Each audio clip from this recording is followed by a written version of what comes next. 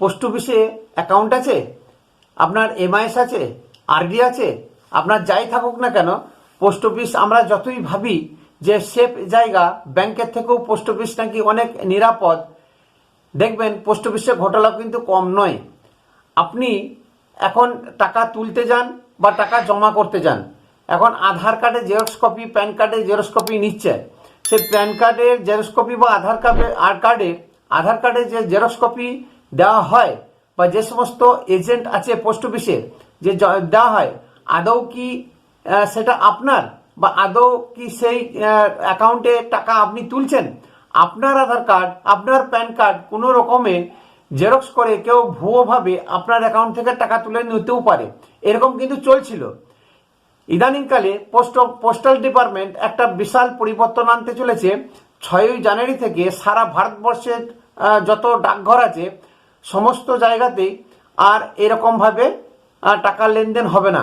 সেখানে বায়োমেট্রিক পদ্ধতিতে টাকা লেনদেন হবে এবং biometric system, biometric machine already বসে গেছে, সোমবার থেকে চালু হয়ে যাবে। এটা ধাপে ধাপে চলবে। 26শে নভেম্বর থেকে এই পাইলট প্রজেক্ট একটা শুরু করেছিল post office department, postal department, এবং সে সাকসেস হয়েছে।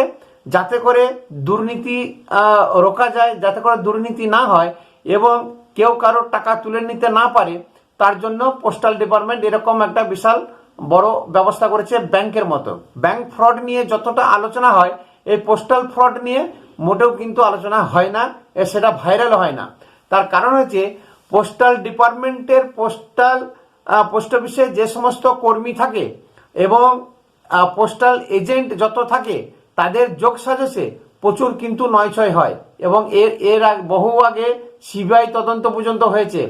টাকা মেরে নিয়েছে পোস্ট অফিসে, পোস্টমাস্টার থেকে তাদের কর্মচারী সমস্ত একটা সাঁটগাঁট করে এটা বিশাল নিজেদের মধ্যে খেয়ে করে সরকারকে ফতো করে দিয়েছে।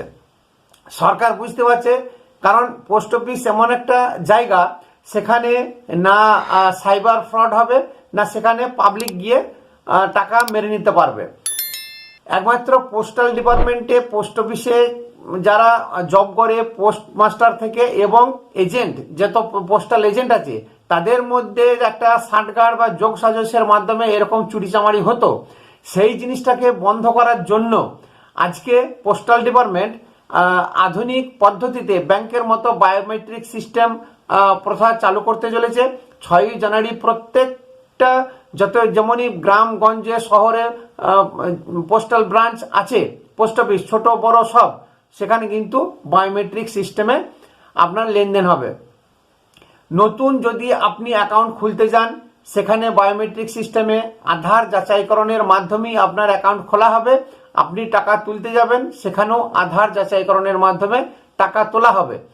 আপনি এমআইএস করুন, আপনি ফিক্সড ডিপোজিট করুন, আপনি আরডি করুন, আপনি যে কোনো অ্যাকাউন্টই করুন না কেন, সেখানে উইদাউট আধার আপনার কিন্তু কাজ হবে না।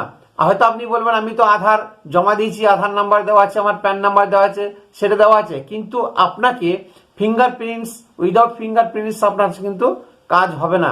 এখানে বায়োমেট্রিক যা কিছু হবে বায়োমেট্রিক পদ্ধতি হবে। কারণ আমি বলে দিচ্ছি যে আপনি হয়তো শিক্ষিত, আপনি লেখাপড়া জানেন, আপনি কাগজপত্র পড়তে পারেন, এরকম বহু মানুষ আছে এখনো কম শিক্ষিত, আবার বয়স্ক যারা প্রবীণ নাগরিক আছেন, তারা কিন্তু পোস্ট অফিসে যেতে পারেন না। তারা বিশ্বস্ত কোনো এজেন্টকে দিয়ে টাকা তোলায় এবং টাকা জমা করায়।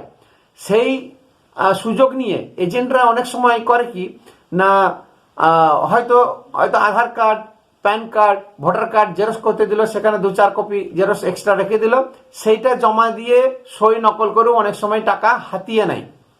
এরকম বহু পোস্ট অফিসে হয়েছে, যা খবরও আছে।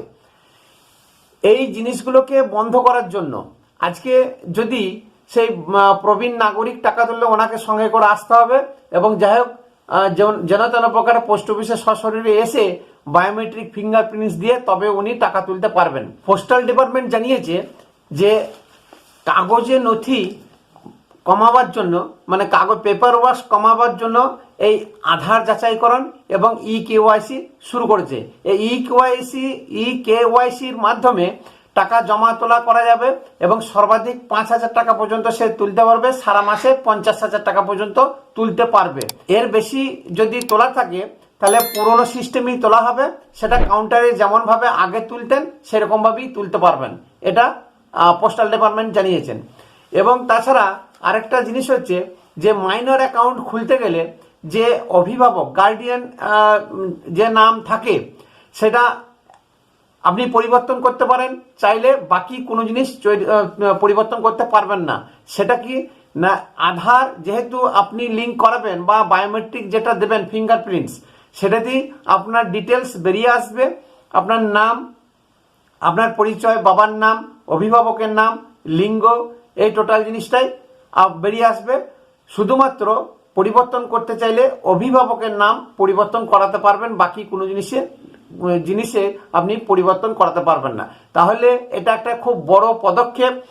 যেভাবে চুরিচামারি হচ্ছিল ইন্টারনাল পোস্টাল ডিপার্টমেন্টে, বাইরের কোনো মানুষ বা কোনো সাইবার ফ্রড হচ্ছিল না, যেটা ফ্রডটা ভেতর থেকে হচ্ছিল, সেই জিনিসটাকে রুখে দেওয়ার জন্য আজকে পোস্টাল ডিপার্টমেন্ট খুব সৎ পদক্ষেপ নিয়েছেন, এটার জন্য ধন্যবাদ।